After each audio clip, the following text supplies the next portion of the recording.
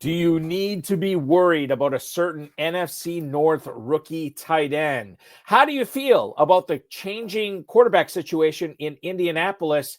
And what is the deal with Aaron Rodgers and the fallout with him signing with the Pittsburgh Steelers? We've got a great show for you tonight. Kevin Horowitz, the 8-time FFPC Main Event and Big Gorilla champion, will stop on by to let us know how his drafts this summer are going so far. Plus, we'll talk with him about the Baltimore Ravens, the Cleveland Browns, and so much more, including, but not limited to, the Kansas City Chiefs backfield. We've got a great show for you. I'm Eric Balkman. Ferrell Elliott, the definitive commissioner of fantasy football, is also here tonight. Kevin Horowitz on the way. Stick around. We've got a great show for you. The High Stakes Fantasy Football Hour starts now. Can't stand the pressure. I've seen greater men than need a lesson. Broadcast live and heard around the world, you are now watching the most entertaining hour of radio on the planet. Welcome to the High Stakes Fantasy Football Hour presented by myffpc.com with your hosts Eric Balkman and Ferrell Elliott. The High Stakes Fantasy Football Hour is your home for analysis from the best players in the world. And now, because no one else was available, here are Eric Balkman and Ferrell Elliott. Solace in the scripture. Are we not all our father's sons? I became a man. Nobody ever told me what a man was. Hey, thank you so much, Rob. Greetings and salutations to all the Balkaholics, all the Ferrelliacs tuning in right now, whether you're watching live, whether you're listening live, or hanging out around the world. We're so glad to have you tonight on the program. This is the High Stakes Fantasy Football Hour on the FFPC YouTube socials, as well as Facebook, as well as X. So glad to have you aboard. I'm your slightly above average host, Eric Balkman. You know me from the RotoViz High Stakes Lowdown, the Better Sports Network's FFPC Insider Access Show, as well as the Fantasy Football Players Championship. You can connect with me over at X at Eric Balkman. That's EricBalkman. We have a fantastic show for you tonight. We don't have a whole lot of time to get into it. Like I said, this show could easily be 2.5, 3 hours, but we limit it to 1 hour plus. So we'll try to get into it tonight. If you want to connect with us on X, you can do so at hsffhour. I'm at Eric Balkman. Learn more about Ferrell Elliott's Kentucky Fantasy Football State Championship, which I think I'm setting a new record in for league participation this year, and I'm very excited about it. KFFSC.com. That's KFFSC.com. Facebook.com/hsffhour. You can email the show at highstakesfantasyfootball@gmail.com. If you have any questions for us, send them in right now. We'll try to get to all the chat room questions, all the X posts, and the emails, and the fantasy feedback segment later on in the show. Thanks to our audio engineer and my best friend, Bryce, and of course, our producer and mutual friend, Rob. The FFPC Big Gorilla Tournament is going fast and furious right now. We have $1 million grand prize at stake, and it just costs $350 to enter. In fact, if you want to enter 3 teams, we will give you a $50 discount on every third team right now at myffpc.com. You want to draft slow, 2 hours, 6 hours. You want to draft fast, 60-second clocks. You can do that at myffpc.com. The early Rampage tournament and the 7 Bananas promo is still going on right now. In fact, I'm going to look it up right now. As of late last night, we had 52 early Rampage tournaments, early Rampage leagues left. Now we're down to 49. The early Rampage tournament, basically, if you're registering for the Big Gorilla right now, you're automatically entered into the early Rampage tournament. So for $350, you're competing for not 1, but 2 grand prizes. One is $1 million, one is $10,000. Register now, myffpc.com. And then if you continue to get that 7 pick, not only twice in a row, 3 times in a row, 4 times in a row, every time you get it at least 2 times in a row, we're going to give you a $125 FFPC Best Ball Tournament entry for free. We're going to give you a free FFPC Main Event $2,200 entry for free. We're going to give you a $10,000 High Society entry for free.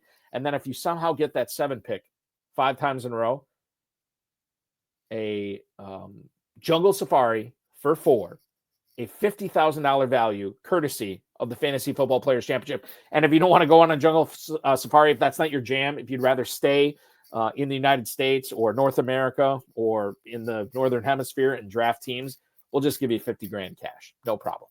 Just register now for the Big Gorilla. MyFFPC.com. We got the FFPC main event going on this weekend as well. Not only slow drafts, but we have 2 live drafts going on this weekend. The draft tomorrow that starts at 10 o'clock Eastern time. There's only 1 spot left in that. Register now, myffpc.com. We have a separate main event live draft going on Sunday night at 9 p.m. Eastern time. 5 spots available in that right now. So you can draft for $1 million at your leisure this weekend with the FFPC.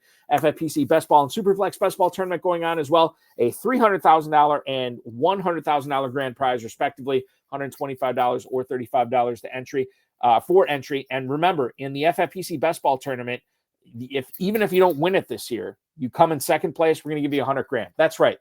Don't even win the tournament. Be a loser, and you get $100 grand. That's the best part about the FFPC Best Ball Tournament this year. 30-second, 60-second, 2-hour, and 6-hour clocks available there. And if you want to play Dynasty Fantasy Football, myffpc.com is your home for that. Entry fees range from $100 to $5,000, 1,800 plus leagues. Excuse me. As of last week, 2,000 plus leagues over the course of 15 years. Not a single one has ever folded with the FFPC. Your home for Dynasty Fantasy Football at myffpc.com. Remember to like this video, subscribe to the channel, comment on the video, share it with your friends, share it with your enemies, and get notified each and every time we go live. I want to bring on the co-host with the most right now. He is the commissioner of the definitive commissioner of fantasy football and the commissioner of the Kentucky Fantasy Football State Championship at KFFSC.com. The incomparable Ferrell Elliott. Ferrell, good evening. Happy June to you. So glad that you're hopping aboard tonight. Good evening, and how are you? I'm doing great. I'm worried. Is there going to be a test on all the information you just gave out? I'm trying to keep notes. I'm trying to enter stuff over here. You are a record-setting trailblazer KFFSC player. And then you run down all the options in the FFPC. I don't want to go on the safari. I want to come to New York and spend a week with Alex K. That's what I want to do. I would love that too. That would be my safari into New York. Rick Ross has talked about it. Rick says I don't usually get to watch live. He likes to marinate in the discussions that we have. It's great to have everybody here live. Yeah, we're going to get into plenty of discussions tonight, Ferrell. Before I move on, you and I were talking before the show, and we said, hey, bring up the KFFSC $100 Sweet 16 championship tonight. That's real exciting. Yeah, that's real exciting to get in that $100 league. Chase, no, there's no $1 million prize. But it is a $10,000 grand prize, right? That is in the $300. That's in the $300. We've only got 96 teams, so right. The $100 entry, the grand prize is in the neighborhood of $3,000. So the big prize is in the division. So So my point is the $100 one, that league filled, and we're already off and running on that. That was the Vontae Matt. No matter what, Vontae Matt, and that filled, but there's still 6 choices, which are all presently scheduled to be slow drafts, and there's still 6 choices, 6 divisions available for anyone that would like to join. Now, the old-fashioned Balky, that's the one you're in the Run to Daylight, which is a $300 buy-in. And as soon as that one fills, we'll be off and running. Well over halfway full. Only a few spots left in that. That's the 2025 Run to Daylight Sweet 16 Championship. You can compete against me, and I'm not ashamed to say we have who else do we have in that? Stu Keen, who has been a guest on this show. You gotta love Stu. That one. Our good buddy Dominic Guzzetti is in that one as well. Yeah. Last week's guest on this show, Steven Hirgalos, is also on that show, or in that league, excuse me. Jake Valike, a longtime FFPC 26er who I know you compete with and against in the FFPC. He's in that league as well. It's a lot of fun. Join us now, KFFSC.com. And, of course, all the main event onlines that are going on right now. This is the time to get in. I know there's people that are telling you, don't join a league right now. It's June. Nothing happens. Trust me. Everything's happening. People are moving the needle on ADP right now. Rightly or wrongly, you decide when you join a league at KFFSC or, of course, the FFPC as well. It's the time to draft. And I'm going to let everybody know that right now. Okay. To drafting in June, though. To drafting in June. Let me raise my glass to this here. I got I got a hazy IPA. Looks like you got a pineapple whip there. Looks good. 1 pineapple whip, 2 pineapple whip, 3 pineapple whips. 1 pineapple whip. Colston Loveland. What do you want to do with him? Well, that's my question to you. He's coming back from off-season shoulder surgery. Adam, I don't know if I'm pronouncing this right. It's either Adam Johns or Adam Jans, who covers the Bears for The Athletic, says that Loveland was spotted in uniform. He was coming out to the practice field with other members of the Bears, like the staff members from the Bears. This was on the final day of minicamp this past week. Jans stated that head coach Ben Johnson said, quote, "At some point here in camp, we should get the green light for Loveland to come back and practice with the rest of the team." As a reminder, the Bears utilized the 10th overall pick in the draft this past April on Loveland over Tyler Warren, and Loveland underwent shoulder surgery in the offseason. Now, he has a great chance at being the number 1 tight end for the Bears, even though Chicago gave Cole Kmet all that money. And Ben Johnson, by the way, did compare him to Sam Laporta, who he coached in Detroit these past few years as well. If we look at the mojo on Colston Loveland right now, and Ferrell, what I'm going to do is I'm going to utilize the FFPC Big Gorilla data on this, which is at fantasymojo.com. Fantasy Mojo, the place that we always cite anytime we utilize ADP on this show. We always utilize Fantasy Mojo. I highly recommend getting a subscription to fantasymojo.com if you're drafting in the FFPC. Darren Armani, the godfather of the FFPC versus Joe's, he knows what's up. And Colston Loveland right now, over the last 7 days, has an ADP of the 902 at tight end 13. Ferrell, we have seen a really good track record of tight ends being drafted in the top 15, having not only solid NFL careers, but good rookie years as well. However, Loveland is coming off this shoulder surgery, and you don't want rookies, especially a tight end, getting off to a slow start. How do you feel about that ADP with Colston Loveland right now at the 902, knowing he is going right behind Tyler Warren and Dalton Kincaid, but he is going ahead of Tucker Kraft and Jake Ferguson? I feel everything very, very positive about this, and he should go in front of Kraft and Ferguson. This is what we're going to begin to see be very, very successful at the tight end position in a Bowers-esque way, however, with a more physically imposing player, but who moves the same way. This is a move player. This is a fluid player. He's more of a hybrid wide receiver, despite the fact that he's 6'6", and he's got a catching frame that, you know, our young quarterback there in Chicago can't throw over, out, or around. You can just kind of generally be targeted, and you're going to find this guy. Now, the coach likes him, which is a big, big deal. The coach and the tight end get there at the same time. And that leaves Cole Kmet to do the dirty work. Cole Kmet's still going to be a very good contributing football player to this team. It's going to free up things for this player. It's going to help Loveland be a better player and be more productive fantasy player. I love what is going to happen here. Is he going to have a Bowers-like year? I don't know, but he certainly could. I was thinking about Bowers, who we talk about often on this show. The general manager last year went out of the box too and drafted very early a tight end in Bowers' case, and he was very successful. That general manager got fired. Sometimes you just can't be good enough in this football business. But Loveland is going to prove that things in Chicago on the coach's side, in the front office side, and I'll remind everybody in the training room side that the shoulder's not a serious situation. It's not going to impair him from advancing as to what he needs to do. So that's the situation with Loveland. I happen to agree with you, Ferrell. I'm not dinging Loveland too much on this right now. I think the more concerning shoulder injury right now is coming out of Indianapolis. Jeremy Fowler reported today that he was told structurally, quote, Anthony Richardson's shoulder is okay. Okay. All right. So Shane Steichen, who's the head coach of Indianapolis, said that Richardson is not expected to have surgery on his shoulder. However, Fowler from ESPN reported that Richardson did indeed undergo a scan on his shoulder. It did reveal no structural damage. Richardson, at times, according to Jeremy Fowler, has thrown more than 100 passes daily as he prepares to become the QB1 for the Colts as he's competing for starting reps with Daniel Jones. Now, the shoulder injury, it sounds like it's just inflammation, but again, we don't know. This is just and the injury reporting on stuff in early June is nothing compared to what the injury reporting is going to be in early September, early October, so on and so forth. He should be able to come back for training camp because he's going to get a lot of rest. He's going to be able to relax that shoulder as well. However, when you consider that Daniel Jones took less money to sign with Indianapolis, leaving the Minnesota Vikings, knowing that he could be competing with J.J. McCarthy, I think this is interesting.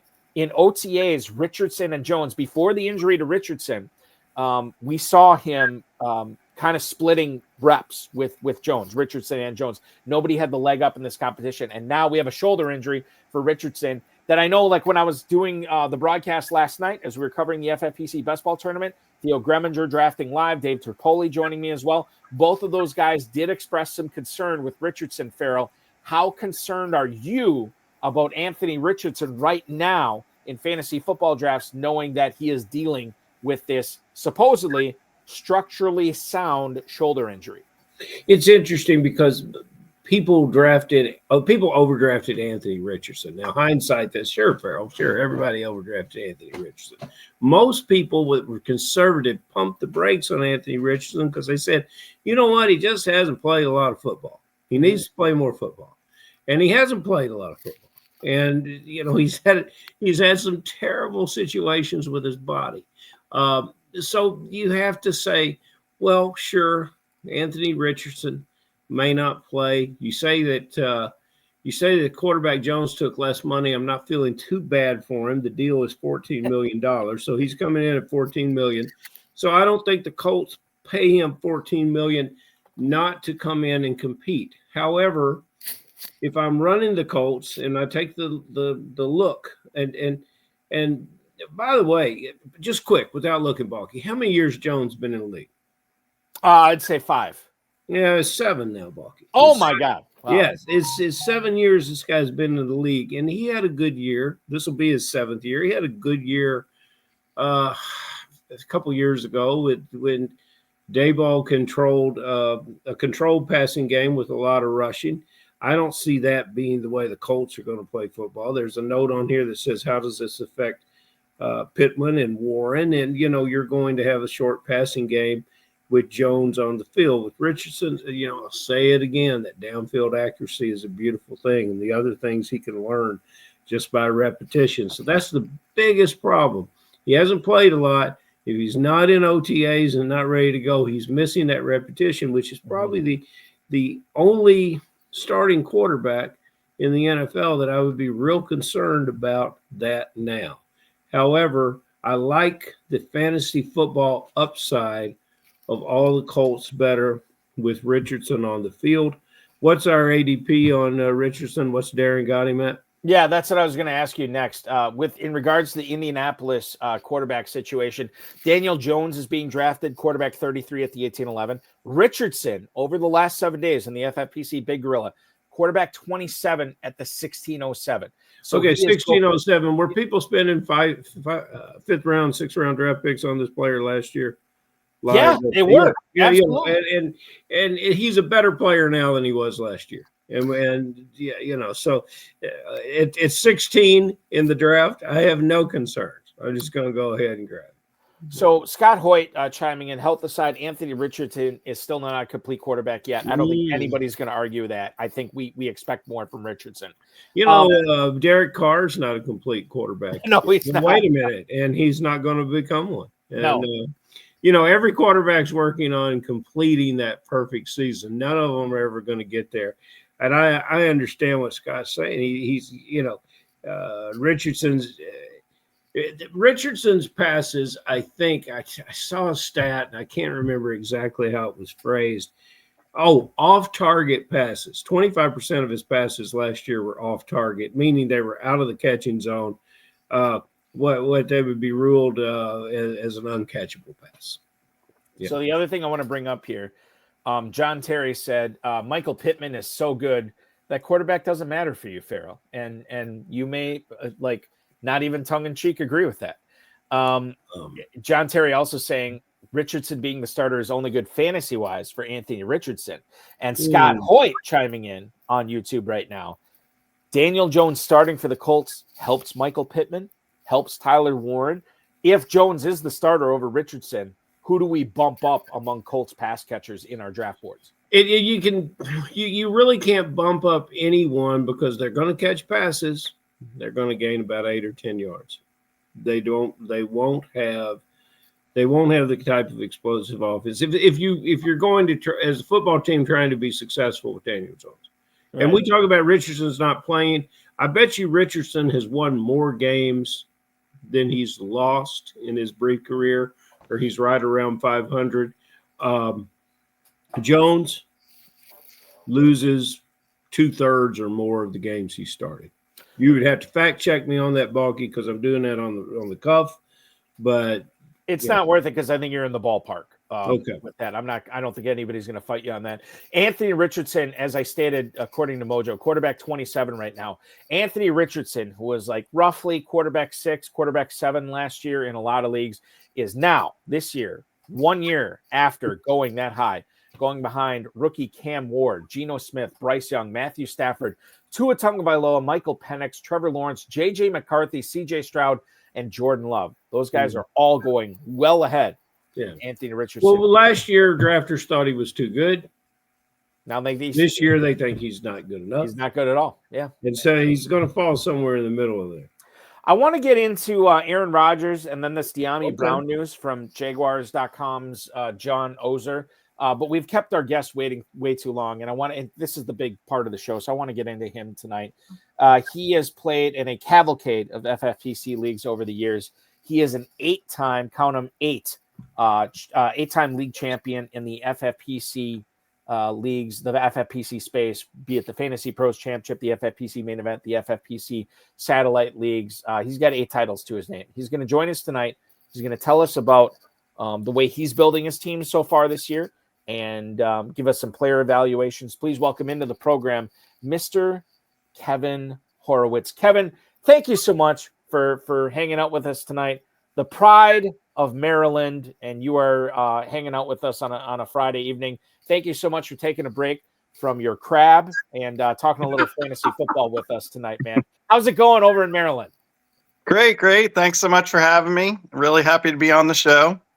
Obviously, I'm a big Ravens fan, season ticket holder for the Ravens. So, good for you. I guess I do hedge a little bit towards the Ravens, but in fantasy this year, it makes a lot of sense anyway. So that's and we're going to lead off with that. Farrell's going to ask you about that because when I was looking over your teams and your ownership, I was kind of like, I don't want to say blown away, but I was like, holy cow, look at all this Ravens ownership. We'll get into that in a second.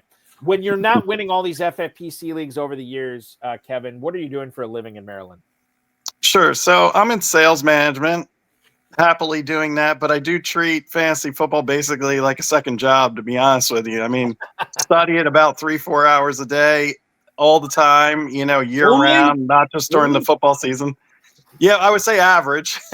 Of course, during the football season, and especially the waiver period, then it's a little bit more than that. Oh, I love that. That's really good. I always love a salesman. It's fantastic. When you're going to those Ravens games, are you taking longtime football fans that you've grown up with to the games? Are you taking business people to the games? Are you taking family? Who's accompanying you to all these games with these season tickets for the Ravens? Once in a while, bring a friend or a colleague, but most of the time it's family. We only have 3 tickets, so that limits the options with the family. Well, yeah, you have to have your own little lottery. You'll figure that out. I love the fact that you're stacking Ravens. I love the fact that you're having success with it. I have done the same thing. Have not enjoyed that kind of success, but being from Louisville, Kentucky, we are drawn to collecting as many types or as many teams with quarterback Lamar Jackson leading the teams. I have long thought, and naturally, the running back Henry is spectacular, Andrews has made his contributions, but I have long thought you get the favorite Raven. My favorite is Flowers, but I've thought that there's just not enough passing opportunities to get those players up to 80, 90 catches on a regular basis, which we'd have to win at fantasy. This week, Bateman signed a big contract, and his year last year was perfect because of the 9 touchdowns. So the strategy I think that you're applying, I think I know what it is because I think you're getting value on all the Ravens you draft, including Jackson. Is that what it is, or are you just so familiar with those players and believe in them that you're just going to go get them, you're going to target them, you're going to put them in your team, your lineup? What's the mix look like to you?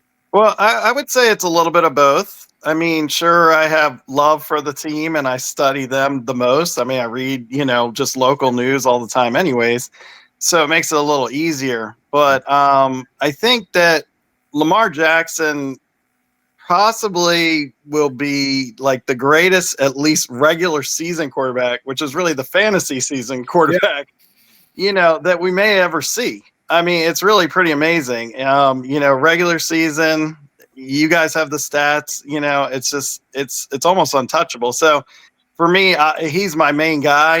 Any league I can get him in, I'm going to take him.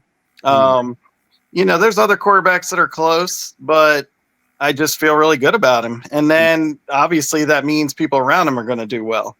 Mm-hmm. So, one of my strategies is that I like to stick with consistency and also kind of stay away from injury prone players. Mm-hmm. So I've been burned a few times in the past by players that can be tops in the leagues, like a Christian McCaffrey, and it's just one of these things where I don't want to take that chance.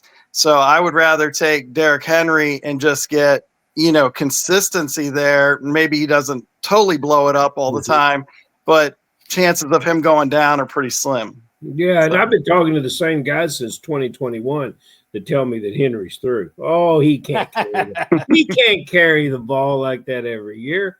He's going to regress to the mean, whatever the hell that means. Balky, what's on your mind? Well, no, I'm just saying I've probably been one of them because Balky, you don't make mistakes. He's an alien, and he's proven that he's been an alien over the course of the year, over the last few years. What he's been able to do has been insane. It's kind of unprecedented as well. Now, speaking of unprecedented, Kevin, you are a very accomplished player. You are not like me, where you are drafting. Like I live in Northeast Wisconsin. I'm not drafting all these Packers and succeeding. This year for you, a guy who has won all these FFPC leagues over the year, I can't remember a player that we've had on this show that is drafting all these players on his hometown team. We've seen it before, like, maybe I'd lean towards my hometown team. But, man, you are 36% ownership on Lamar Jackson, 28% ownership on DeAndre Hopkins. Mark Andrews, who John Terry was asking us in the YouTube chat. Mark Andrews, 25% ownership. The newly contracted Rashad Bateman for the Ravens, 23% ownership. Justice Hill, for God's sake, 22%. Derrick Henry, you're at 20%. I mean, Isaiah Likely, 19%. You are as close to being as all in on one team as I've ever seen before. It's clear that you're trying to target Ravens. I know you're a Ravens fan, but you're also an accomplished fantasy football player. Separating your fandom from fantasy football, you are still all in on Baltimore this year. Is it because of the presence of Lamar Jackson, or is there something added to the gumbo this year in Baltimore that you are all about getting all these Ravens whenever you can? Well, I think that it wouldn't necessarily matter that I'm a Ravens fan in the sense that from a fantasy perspective, they're lighting it up. I believe they're going to be the highest scoring team in the NFL, most likely again.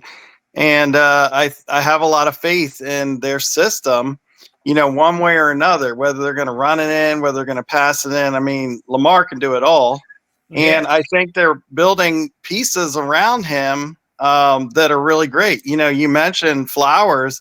I mean, Flowers went down last year. If he doesn't go down, I mean, he's like maybe top 5 receiver. I mean, so it's another one you can get kind of late. Again, you talk about average draft position and things like that. I mean, some of these leagues with my Lamar Jackson ownership, I got him in the 3rd round. I'm like laughing, that he's still there in the 3rd round. So, and Flowers is going pretty late too, like to 3rd, 4th round, things like that. So I feel like I'm getting value regardless of the fact that it's the team I root for. I'm also rooting for doing well in fantasy football and earning money, that type of thing. I feel like it's earning, so it does make a lot of sense to go for Ravens. But I have other teams that I'm focusing a little bit on too, that I have faith in too. I have a lot of faith in players from the Eagles, players from the Commanders, players from the Chiefs, to name a few, and then the Lions. So, I have certain teams I just think they're going to be doing well on offense. So they're safe bets. And then there's just certain players that are consistent, just regularly. And a lot of them have dropped in the draft where, they used to be like first rounders, but I guess because of them getting older, people are like, oh, I got to get somebody younger. I don't really feel that way. I mean, if somebody's proven and they're in the league, they don't get hurt much or whatever, they're going to keep going. I mean, why would they stop doing it? I think a good example of that would be like Tony Pollard. It's like he's like, you would think he was going to be a little bit worn down. A big one is Joe Mixon. He goes to Houston and people are like, oh, he's probably done. That's why Cincinnati let him go. And, he lights it up. So I do lean veteran. You're probably going to notice that if you're really studying my teams, because you don't know what's going to happen with these rookies. I mean, sure, they could blow it up, but you have the running back rookies who they didn't have to pass block at all in college or whatever. So now they might not get on the field all the time. So I feel a lot safer with the veterans. So that's one of the other things I lean towards. Well, Kevin, just for our permanent record and for those people that are keeping score at home, I really do appreciate your Lamar Jackson affection. What year did you graduate from University of Louisville? Maryland. No, yeah, I went to Maryland. He's not. It's Louisville's where. Yeah. Yes. All right. So you love the veterans. Now you didn't see this happening, and I want to know if it's still going to happen. And I didn't see it happen either. I never accumulated many Jonnu Smith draft picks. However, I adopted some orphans, and I found Jonnu Smith to be buried on the roster of a lot of them. And I kept him because, a change of scenery and a new opportunity. It was his 8th year in the league, 8 touchdowns, 80 catches. It was so unbelievable. Matter of fact, if you put his first 3 years together, you don't get 80 catches. If you put the 2 groupings of the next 2 years together, you don't get 80 catches. Is that a veteran you're targeting? Is that a guy that you expect to come back and have a year 9, or did we just have a late season one-off from Jonnu Smith? Well, I think he's going to do well. I would still put him up in my top 6 or 7 tight ends. Okay, that's good. I do not think he will repeat what he did last year, but I just think he's going to do well. I just think the thing about the Dolphins is it was a little bit off of their norm to be so heavy on their tight end when they got such great receivers, obviously Tyreek Hill, and then their running backs are really great. So, A-Chain, Jalen Wright. So I think it's going to be more dispersed, more evenly this year. So I don't necessarily think he's going to put up the same kind of points that he did last year, but I still think he's going to do well. And as you guys know, in FFPC, the tight end is weighted. And you'll notice the way I draft, I very heavily focus on getting the best tight ends I can get. I'll take them early. I'll take them often. The thing that killed me last year from winning potentially 6 figures, 7 figures, was that I had too many injuries at tight end at the end of the season. And I'm not going to let myself get in that situation again. So I'm taking extra tight ends this year. So Kevin, I want to get back to the Ravens here because the Ravens questions are coming fast and furious on YouTube right now. Tom Smith, a good buddy from the FFPC and the KFFSC, says, how did DeAndre Hopkins finish last year? Well, Tom, I can tell you that he finished with 56 catches for just over 600 yards, and he gets in the end zone 5 times. Kevin, you have DeAndre Hopkins on a lot of your teams, and I guess perhaps the reason is everybody else has left him for dead. You look at the FFPC $300,000 Best Ball ADP tournament. He's wide receiver 80 at the 1810 right now. Clearly, you are willing to invest in Hopkins late. Why should FFPC owners be willing to do the same? Well, first of all, again, you're looking at a veteran player who's been at the very, very top of the game. So, you look at the Chiefs last year, they didn't even really utilize him that much. And the little bit they did, he caught the ball, and especially in the end zone. I mean, he's still got great hands. His speed is still there too. When I read locally, he's racing Flowers and Jackson still. I mean, even at his age. So I think he's a sleeper. And to a lot of people, I think he's a sleeper. To me, I think he's going to get back some of what he did when he was he's like top 1, 2, 3 in the whole league, abilities that he has. And the Ravens, because of the dual threat with the running game and everybody's so focused on Lamar and they're focused on Henry, I mean, he's going to be wide open in the back of the end zone. And that's basically what happened with Likely last year. So that was the other thing. I'm going to get to Likely in a second here. Hopkins right now in the FFPC Big Gorilla is going behind such stalwarts at wide receiver like Wan'Dale Robinson, Adam Thielen, Pat Bryant, Jalen Noel, Xavier Legette, and the currently, as of yet, unsigned Keenan Allen. You can get Hopkins in the 17th round of the Big Gorilla right now. And Rick Ross chiming in on Hopkins, thought he was the second best wide receiver in the NFL, just behind Devontae Adams. I want to bring up the other thing that Scott Hoyt has been talking about on YouTube right now, as long as we're talking about tight ends. Scott wants to know, Kevin, is this the year finally Isaiah Likely is the go-to tight end over Mark Andrews? Now, bit of background on this, and Scott can correct me if I'm wrong. But Scott came on the RotoViz High Stakes Lowdown shortly after the 2024 season started, and Scott was a huge investor in the stalwarts from the early games on Thursday this past year with the Chiefs and Ravens, and then on Friday with the Packers and Eagles, and found himself very high up in the FFPC overall leaderboards the first few weeks of the season, Likely being one of his top choices. He also got Jaden Reed as well. So he's very interested into hearing your input on whether Likely is the guy to own over Andrews this year, bearing in mind that the head coach for the Ravens, John Harbaugh, said he expects Isaiah Likely to be an all-pro this season. Break this down for us, man, because this could shift fantasy careers and fantasy seasons, maybe for $1 million grand prize this year, based on what you say. No pressure. I love it. Well, I'll tell you this. It's kind of funny that we were just talking about Hopkins, because I actually think that Hopkins is going to take a little bit of Likely's thunder away at the end zone. I think that's going to be sort of a secret weapon there, and there might be a little bit more focus on the coverage with Likely as well. But I think the big thing is that with Andrews, again, even though I'm veteran heavy, but there is also the possibility that he could get hurt. He's been hurt before. Again, I like to be a little safer versus people that have been injured, a decent amount. So the thing about that is if he goes down, right? I mean, you can get Likely pretty late in drafts right now. So if Andrews goes down, Likely will go off, right?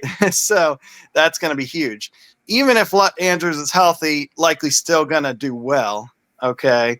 Probably be, top 15, maybe 20 in that range. But if Andrews goes down, I'd say Likely jumps up to like top 5 tight end in the NFL this year. Really? You know what's wild about this, and I want to ask one more Ravens question, but I'm just going to bring this up here, and perhaps I'm speaking out of turn, and feel free to call me out on this if I am. Isaiah Likely is right now tight end 17 at the 1101. Ferrell and Kevin, He is going behind Kyle Pitts, Jake Ferguson, Tucker Kraft, Dalton Kincaid, Colston Loveland, Tyler Warren, Mark Andrews, David Njoku, Jonnu Smith, Evan Engram, TJ Hawkinson, Travis Kelce, Sam Laporta. I'm going to keep going up here. George Kittle. I'm going to stop at George Kittle, and maybe I'm being a little bit bombastic here because George Kittle is a third-round pick and likely is going much lower than that. But if everything were to fall into place with Baltimore this year, let's say Andrews goes down. Let's say Andrews just kind of takes a back seat to Isaiah Likely. I could see him in a world, non-zero chance, not likely, maybe Isaiah Likely. Likely. Yeah, exactly. But I could see Likely if something happens to Andrews, which we've seen before, I could see him outperforming all these guys easily. I could see him performing over Pitts and Kraft and Kincaid and Loveland and Warren. And then obviously if something happens to Andrews, he's going to outperform him. David Njoku is dealing with Jerry Jeudy, Cedric Tillman, the rise of him as well. You have Jake Ferguson not only dealing with CeeDee Lamb, but George Pickens as well. We can go up to Jonnu Smith, who maybe takes a back seat and things normalize with Tyreek Hill and Jalen Waddle. You can go up to Evan Engram and know that they have Bashal Tutin and Travis Etienne and Travis Hunter and Brian Thomas there. You can go up to TJ Hawkinson. They have Addison. They have Justin Jefferson. I'm not saying it is probably going to happen or even better than a 50% chance of happening.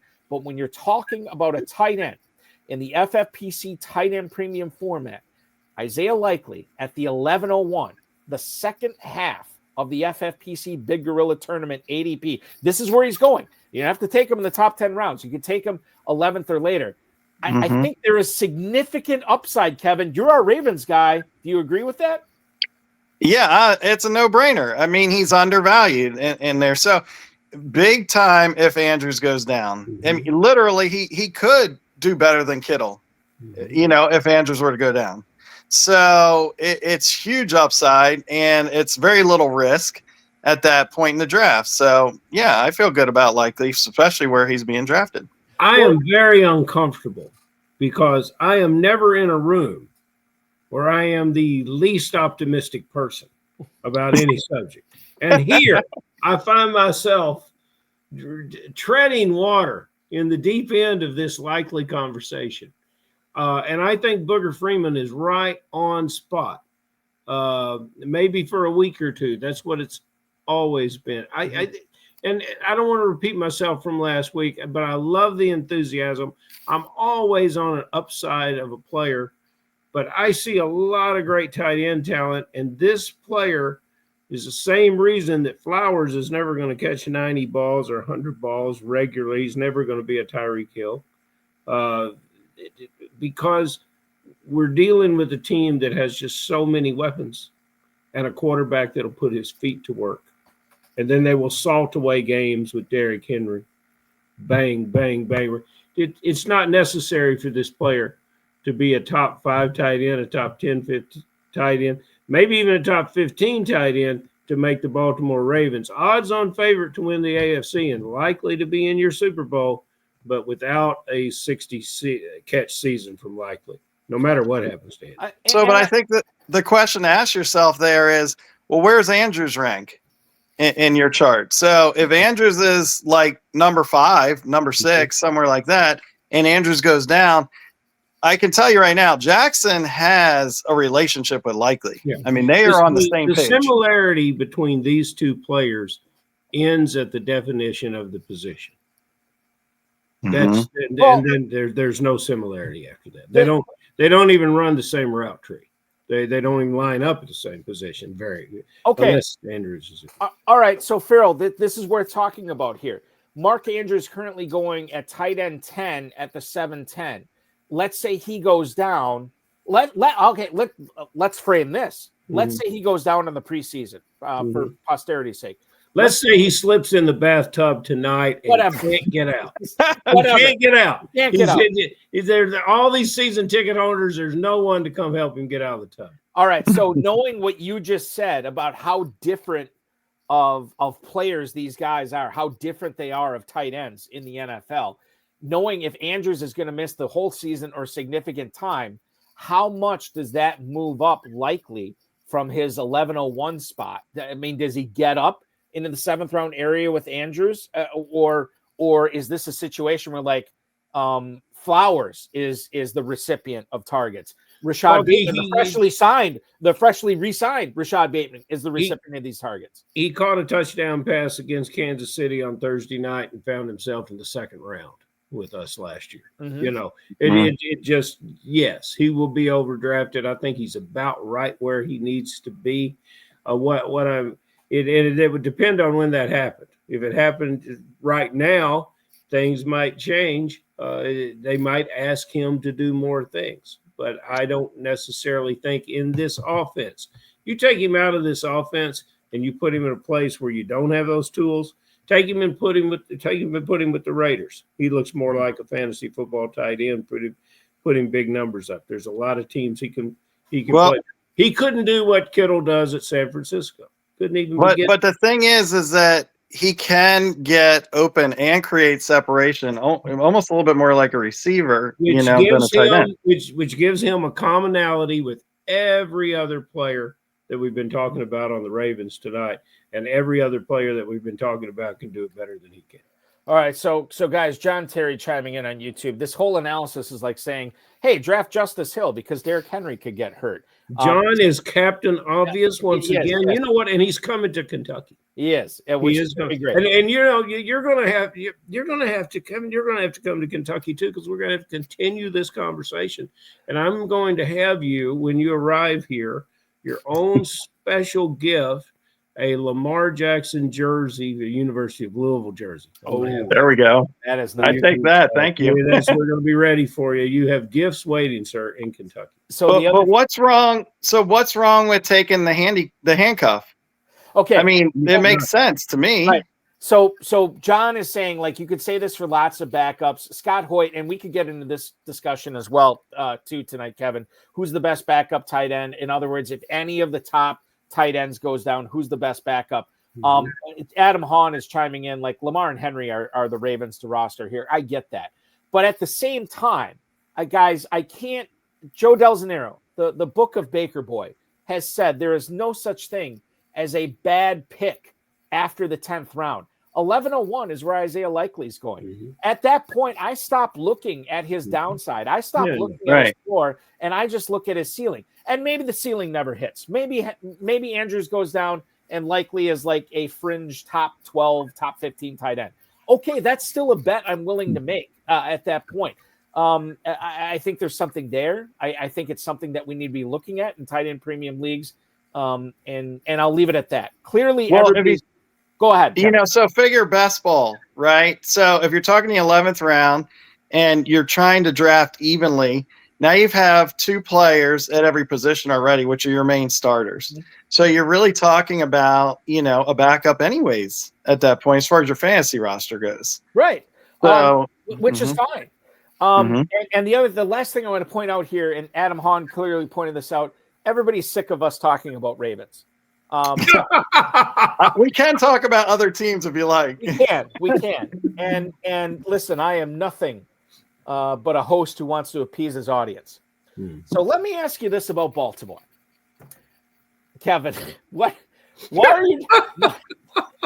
you not drafting Tyler Loop? You have Tyler Loop on one team, the guy who is the heir apparent for Justin Tucker in Baltimore. Are you not a believer in him? As we get our kicker question out of the way tonight. Yeah, I know everybody wants to talk about the kickers. Right, yes. But here's the thing. I do mostly best ball. So if you look at my array of fantasy teams, I am very heavy best ball where there's no kicker. Right. Okay. So that's part of the reason. What do you think about Tyler Loop in a vacuum for fantasy this year? So, again, I think you could get him later than he should be.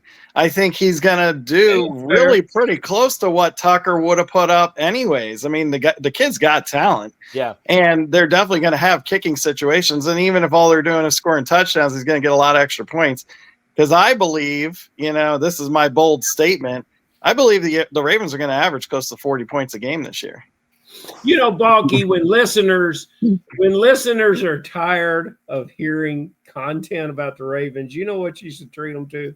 What's that? There's a question from Cleveland. Think of something from Cleveland. There you go. Let's just go to Cleveland if we're tired of the Ravens. Well, here's the thing, and like obviously, Kevin, you saw the questions I sent you. You know, I looked over your ownership or whatever. So this is a leading question here.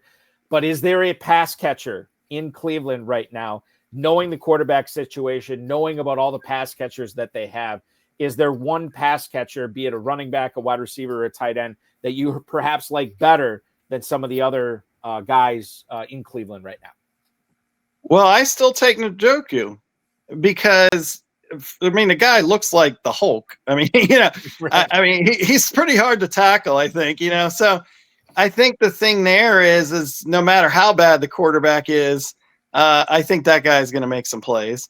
You know, and then I'd say Judy. I mean, Judy at some point last year, I remember him just going nuts. I mean, he was open and they were just going to him every time.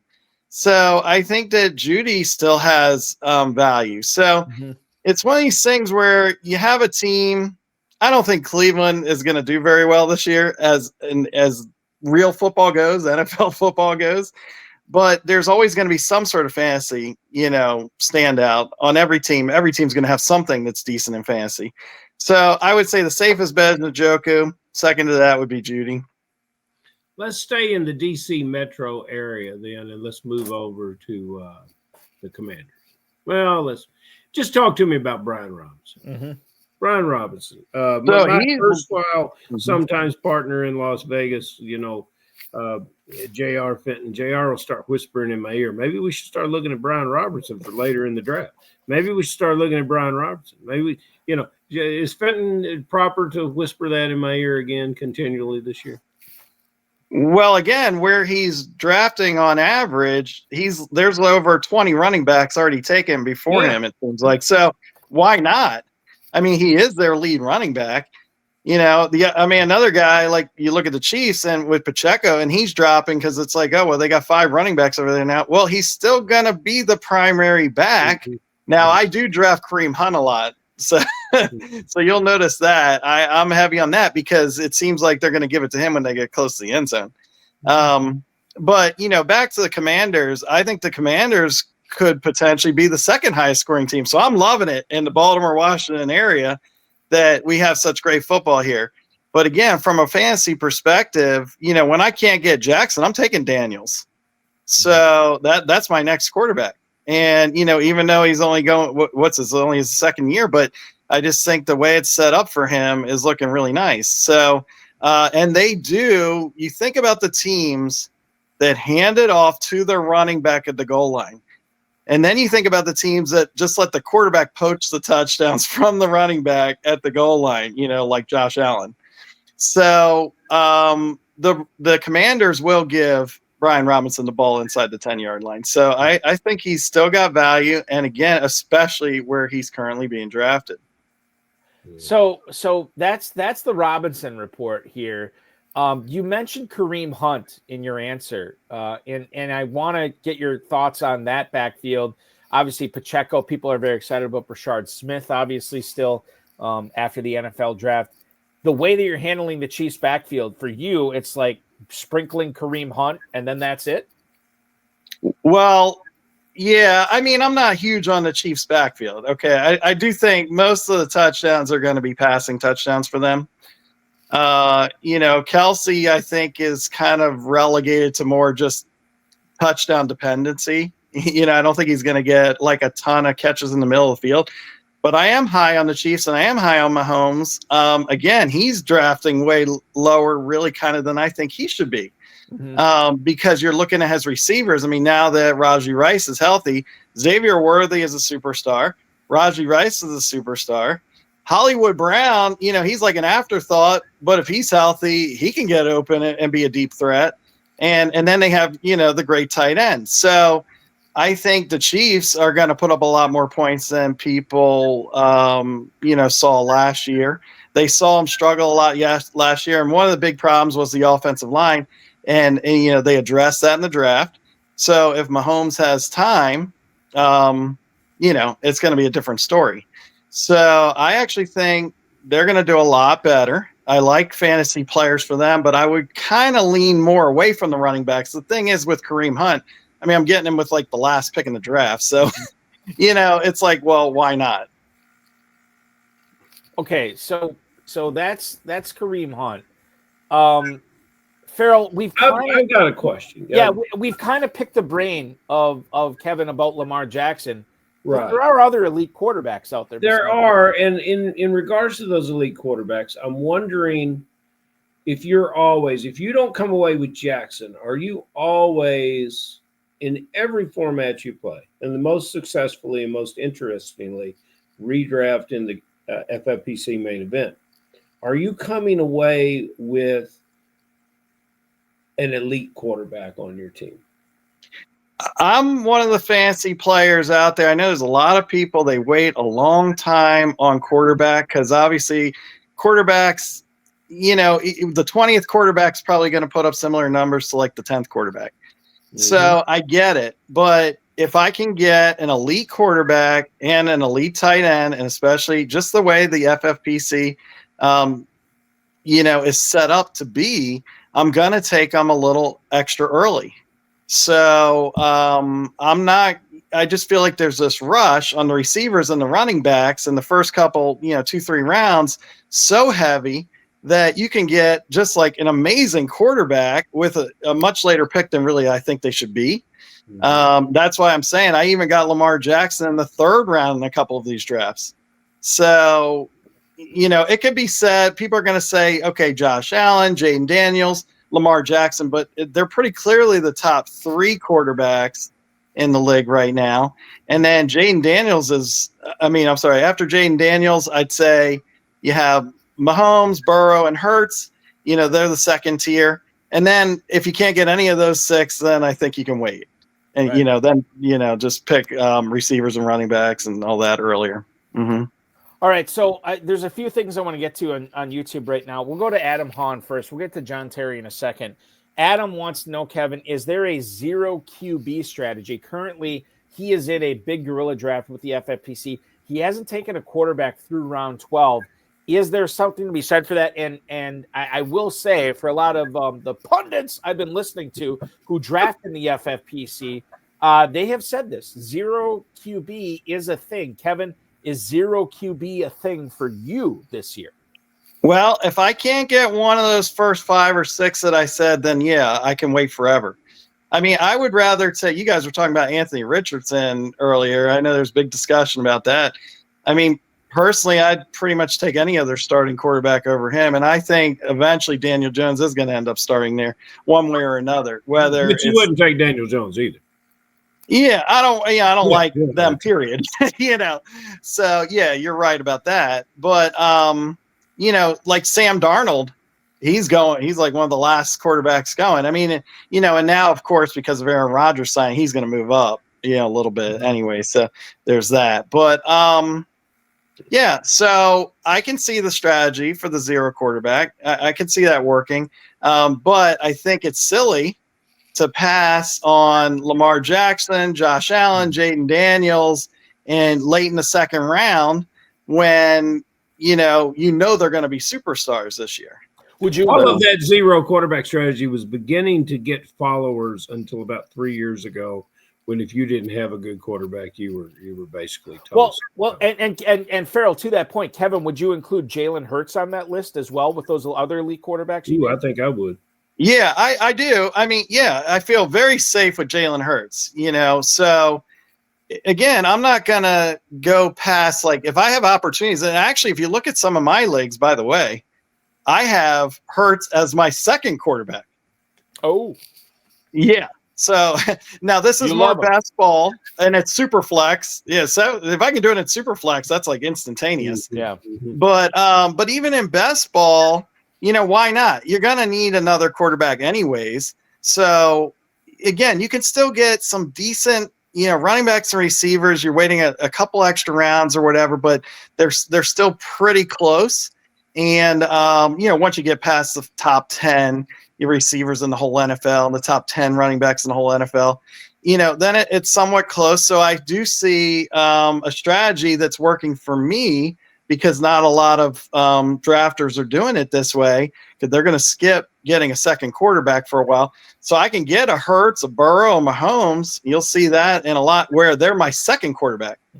I want to ask you this too, focusing on tight ends. John Terry, who was on the show just a few weeks ago, wants to know a tight end question here. Where are you in drafting Brock Bowers, and where are you in drafting Trey McBride in the FFPC Big Gorilla? Kevin, as you know, Bowers is the 106 as tight end 1. Trey McBride is the tight end 2. You can get him on average at 111. If you do have a mid first round or a late first round pick, you looking at either of these guys? So I definitely thought about it for a bit with Bowers, but I feel like it's a little bit too high. I mean, you can get like CeeDee Lamb, you can get Barkley, you can get Gibbs, you can get Justin Jefferson at the same point that some people are taking Bowers right now. So for me, I mean, maybe if I have the 8th pick, I'll take Bowers if he's still sitting there. Now McBride, on the other hand, if I'm at the wheel at the end with the 12th pick, I'm going to take McBride as one of my 2, if he's there.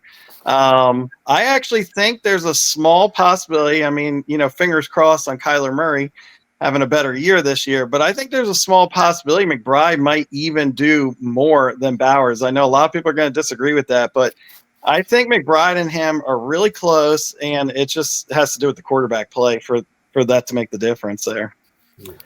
Shout out to Phil Hooten, who is hanging out tonight. Phil Hooten, if that name sounds familiar, players, he won the FFPC Main Event in 2020, and clearly he's attributing a lot of that to ingesting and consuming as much high-stakes fantasy football or content as possible so he can get back on the top in 2025.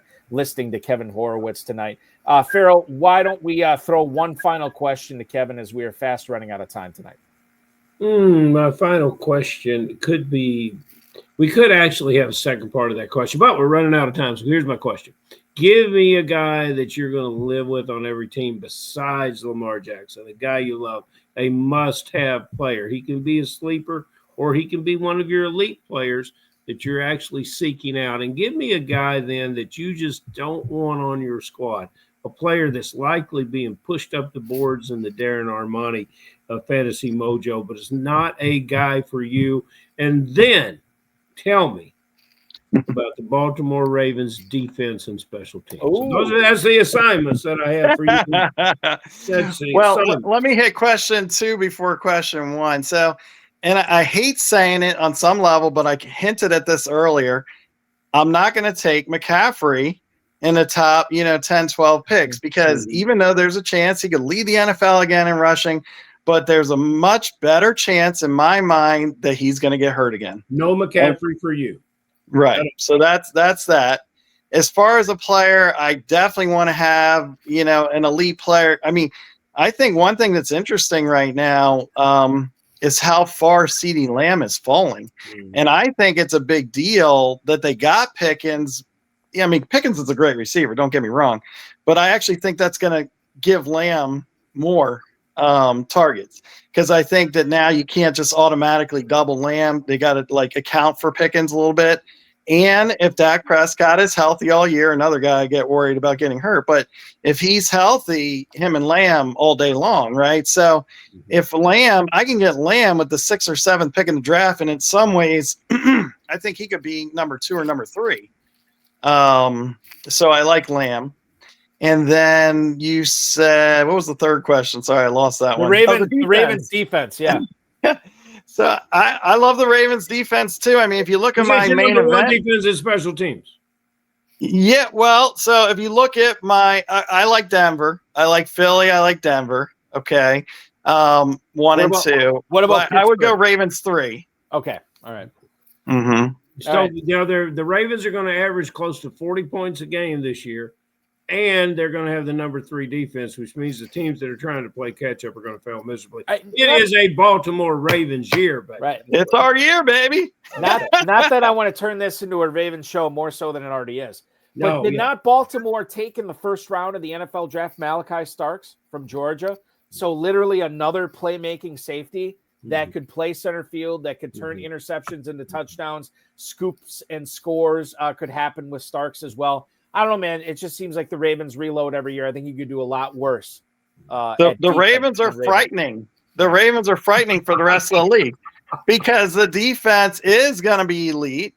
Okay. And it really wasn't. Okay. The last couple of years, and they had to do it more with offense. Now it's going to be all day long. They can score on offense, and they're not going to give up a lot of points on defense. Yeah, so I love it. Now the only question is, right, but this doesn't matter fantasy wise. The only question is Lamar going to do it in the playoffs as far as real NFL goes? I think you're going to win 19 regular season games because you're going to get 2 bonus games. Just 19? Yeah, you're going to get 2 bonus wins just for the dominant aspect. That'll be a new league rule. They'll vote that in at the meeting, at the league's meeting down in October down there in Florida. The Ravens win 19 games in the regular season this year, and Cleveland Browns get demoted to the UFL. Clearly, there we go. Refresh my memory, Kevin. I don't know this offhand. Do you play any Dynasty or no? No, I actually don't do any Dynasty. But I am kind of going. I guess there's a few guys out there, but I'm kind of going for like Guinness Book of World Records for how many best ball teams I have. I mean, we're 3 months before the season begins, and I currently have 217 teams. Bravo, bravo. Yeah, I'm in on it this year. But that's the great thing about best ball, because you can spend all your time drafting, and then you don't have to worry about it once the season starts. Like, it sets itself. There's no lineup management. By the way, in case anybody's wondering, the FFPC has 2 FFPC Best Ball Tournaments available. It's both Superflex and regular right now. $300,000 and $100,000 grand prizes, $125 and $35 entry, respectively. Register for those at myffpc.com. Corey Walters, I'll answer your question here in a second in regards to Dynasty Superflex. But before I do that, I want to thank our guest for coming on tonight. Kevin Horowitz, the 8-time FFPC League champion, and I have no doubt that 8 is going to be a much larger number after 2025 with all the leagues that you're in. Thank you so much for hopping aboard tonight, my friend. Good luck in drafting season as we move forward here. Less than 100 days until the start of the NFL season. So get your drafts in now. Kevin, I know you're doing that. It's something you would preach to all FFPC players. We enjoyed our conversation tonight. Take care. Have a crab cake for Ferrell. Have a crab cake for me. We will see you in Maryland at some point very soon. Look for my email tomorrow, Kevin, because we got to have you in Kentucky. Crab cakes and bourbon, there's nothing better. I agree. Those are my 2 favorite things, too. Yeah, absolutely. Have you in Kentucky. You were made. All right. I really appreciate you guys having me on, and I think it's going to be a great year. So we'll talk again at the end of the fantasy season, see where we're at, okay? Thank you, Kevin. We look forward to that. Be good. Enjoy your weekend, my friend. All right. Take care. Thank you. That is Kevin Horowitz, ladies and gentlemen, the 8-time FFPC League champ, joining us on the show tonight. Ferrell, you play Dynasty. I play Dynasty. I'll try to answer Corey Walters' Not successfully. Why? Same with me. But Corey is asking, in Dynasty Superflex, he needs a second quarterback, obviously, which is tantamount to success in Dynasty Superflex leagues. He also needs another running back. If he is looking to trade Saquon Barkley to get said second quarterback and another running back, what should he be looking for? Again, this is kind of in the eye of the beholder, but I'd be looking for somewhere in the neighborhood of a top 20 quarterback, perhaps on the younger side, and then maybe a top 15 running back. I don't know. I mean, I'm speaking in sort of and again on the younger side with the running back as well. We're speaking in kind of in the matrix. I don't know what you can get in your league, but I think I would start there and then shoot upward and then sort of fall back on that. I wouldn't go much lower than that, Ferrell. I don't know if you have any thoughts on this. My thoughts are, as a cautionary tale, that our beloved Corey should not consider trading Saquon Barkley. He should go to YouTube and see young son tells general manager not to trade Saquon. Right. or not to let him go to free agency. Let Yes. him go to free agency. No, sir, you don't want to do that. There's no future in that. We've had a really great chat tonight, and a lot of new guys dropping in. I really like this contribution from Kevin Hahn. That's great. I thought he did a great job of that. There's Hockey coming in here telling us it's 76 days. He can't wait. You know, one of the things I would say to Kevin,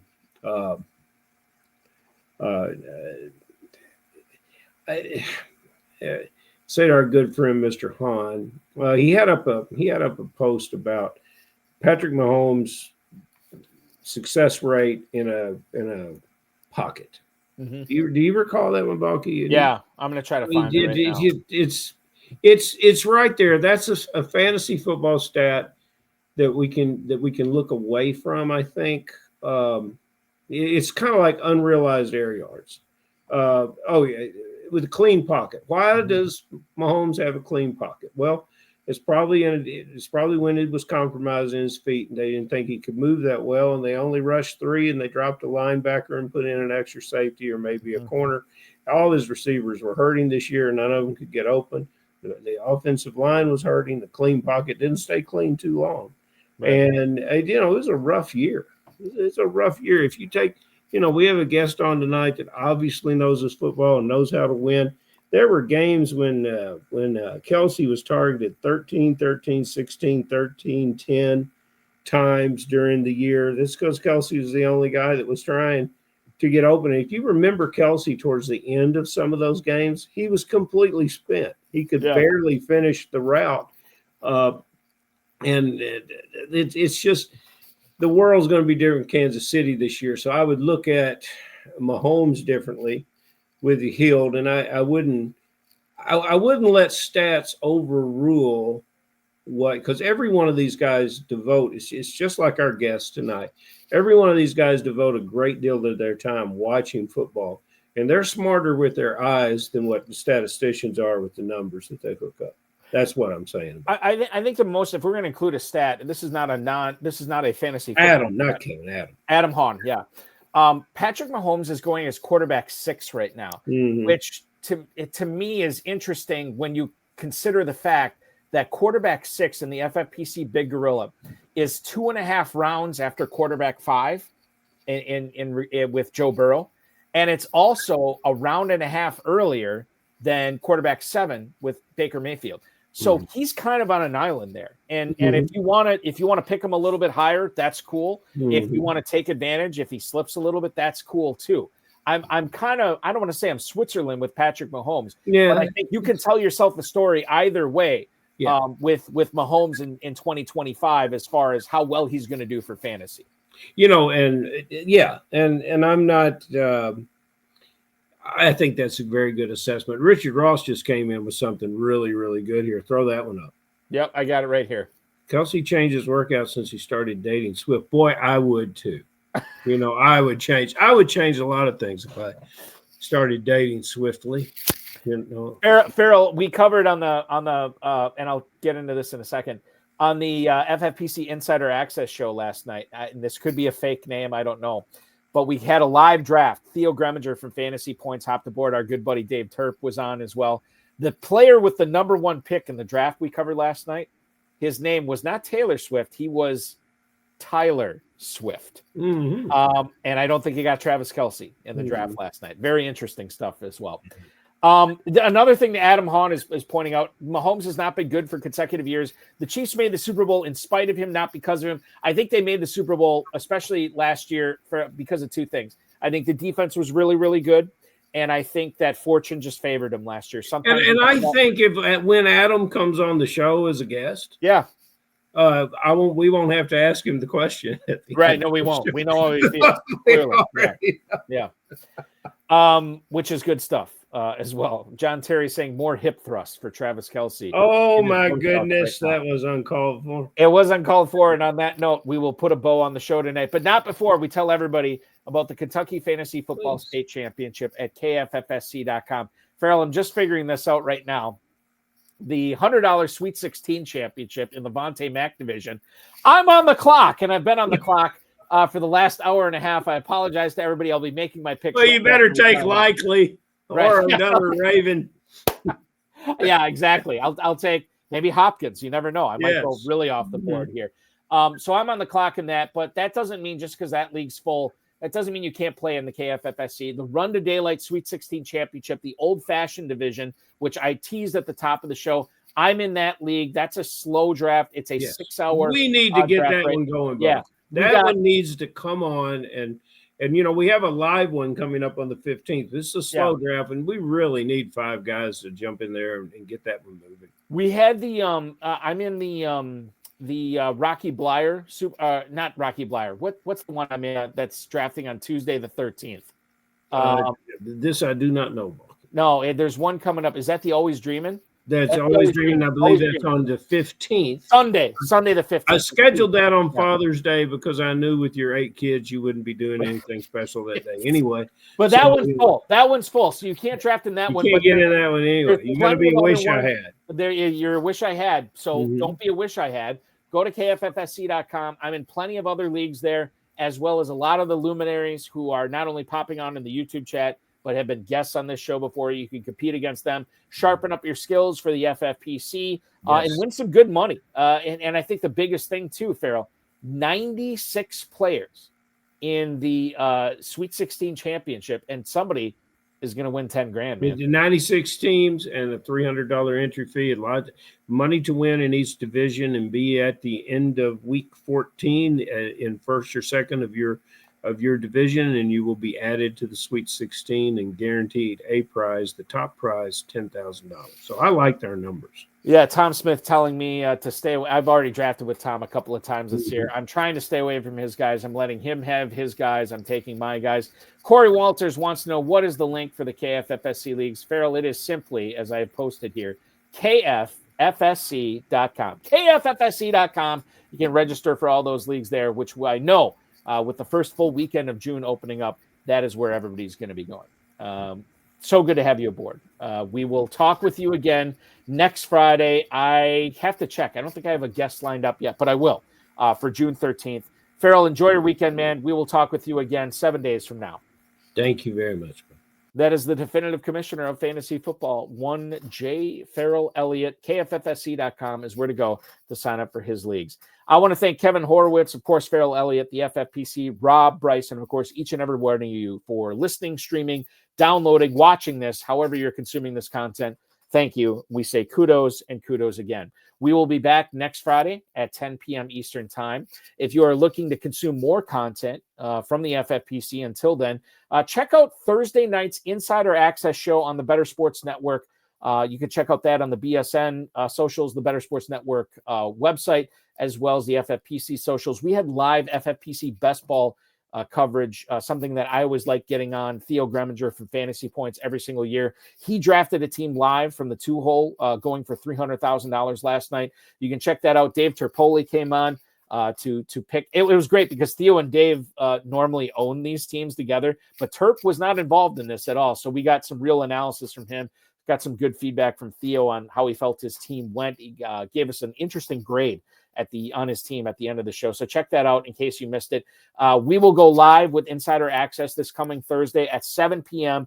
until 9 p.m. Fantasy Points editor-in-chief and SiriusXM Fantasy Sports Radio's Fantasy Football Mornings host, Joe Dolan, will join me for 2 full hours on a lot of great FFPC stuff and how he's falling in on ADP, some player evaluations, and draft strategy as well.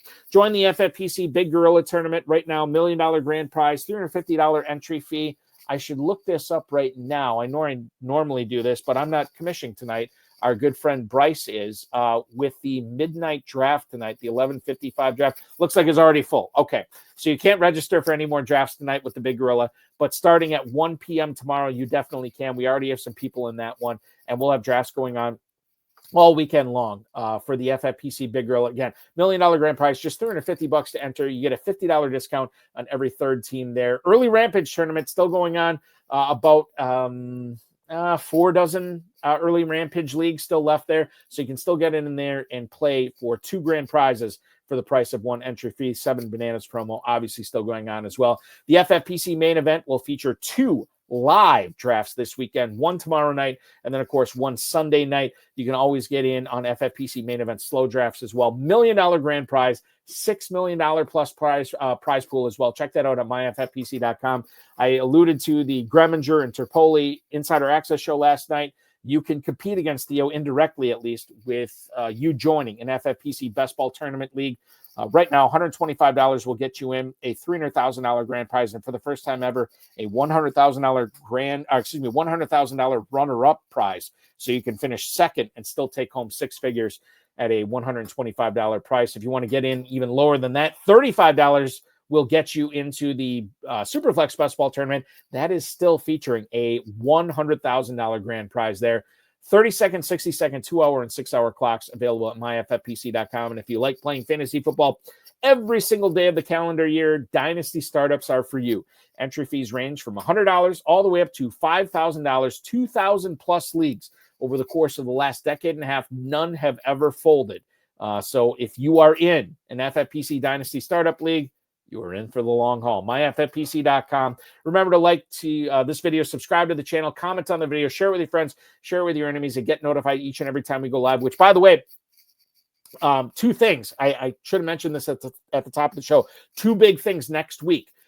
Tuesday night, the June edition of the RotoViz High Stakes Lowdown. We will go live at 10 p.m. Tuesday night. It'll be myself and another FFPC guest on that show. And then next Friday night, everybody wants to know, hey, when are the pros versus Joes? When are the Joes going to be revealed? I have the list.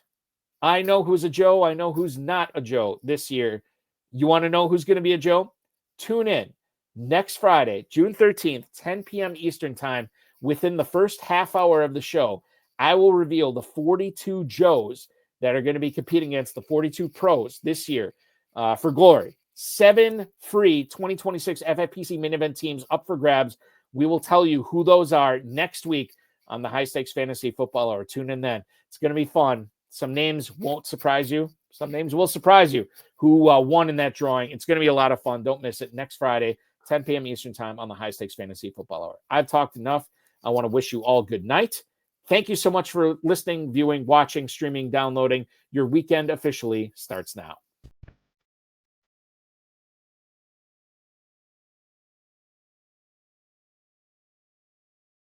This has been another episode of the High Stakes Fantasy Football Hour presented by myffpc.com. It was broadcast live and was watched around the world. Balky and Ferrell will be back next week with more analysis, more interviews, and more advice from guests much smarter than they are. Thanks for watching, and we'll talk with you again next week. You guys know I don't usually like ending the show on a sour note or a sad note, but I feel like I have to do justice here tonight with everything that's been going on in the fantasy football industry over the last 48 hours.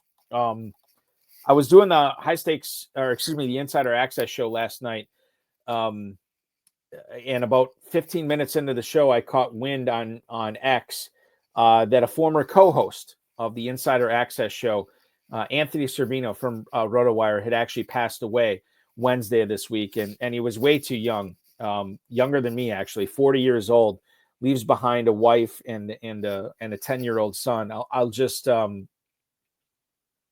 I'll read what RotoWire had to say about it on X, because I think they put it very, very succinctly. We are heartbroken by the passing of Anthony Servino, known to many as @the Real NFL Guru. Anthony was a passionate fantasy football voice and a friend to so many in the community. He brought energy and authenticity to everything he did. More than a creator, he was a devoted husband, loving father, and true supporter of this space. Our thoughts are with his loved ones, especially his wife and son, during this incredibly difficult time. Please consider donating to Anthony's family via GoFundMe, and the link is in a pinned tweet, x.com/RotoWire. It's RotoWire's pinned tweet right now. I'll just say this, and I don't, Derek Brown had some really good words to say in regards to this passing for Anthony Servino. So I don't really want to. August 8th of 2024, Anthony hosted the High Stakes Fantasy Football show on the Better Sports Network with me. And it was really the longest conversation I had with him, 2 hours, which I think is par for the course with a lot of people who host that show with me. A lot of times I don't have the opportunity to hang out and have long conversations outside that show. But Anthony was very willing to come on the show with me. Less than 10 months ago, he hosted it. He was doing RotoWire podcasts and shows on X and YouTube with Jim Coventry, who co-hosted the show with me just a couple of weeks ago. So this really caught me off guard. I just said this on X last night. RIP to a really cool guy, a hard worker, and a person I enjoyed spending time with. Anthony and I did a show less than 10 months ago, and his passion and his work ethic stood out incredibly. Prayers up for his wife and son. You're the man, Anthony. I didn't know him all that well, but I do consider him a friend. I think he considered me a friend as well. Really cool guy. And I'm not going to be able to do justice for the impact that he had on this plane, on this earth, especially when I consider that I never hung out with him and his wife and his kid. I just know that they're heartbroken right now. If you have the chance to donate to the GoFundMe, just go to x.com/RotoWire. The link is right on there. The FFPC, my account has retweeted it as well, so you can check that out there. It hits home a little bit because Anthony was 5 years younger than me, and this comes, his passing came a little bit less than 2 weeks before the anniversary of less than a year ago. I lost my brother at age 43 in mid-June of last year. So I would just say this, and I'm okay, and it's fine. Send your prayers up and thoughts up to the Servino family because they definitely need them right now. I'll just say this, and I say this every time. Tell the people around you that are close to you that you love them. Overdo it. Give them overkill on that. Every time you hug them a little bit tighter. You just never know. And we already miss Anthony. His contribution to the space was great. But more than his contribution to fantasy football was his contribution to his family and his friends. You have to go no further than X to find out the outpouring of people that he helped get started in this industry. Casey Kasem, Derek Brown, I've mentioned as well. We all owe a certain debt to Anthony Servino, and we will always miss him. And it's going to be a little bit hollow going forward. So support his family if you can, as you can see fit. RIP Anthony, we miss you so much, and we will see you again on the other side. Thanks so much for watching, everybody. We will talk with you again next week.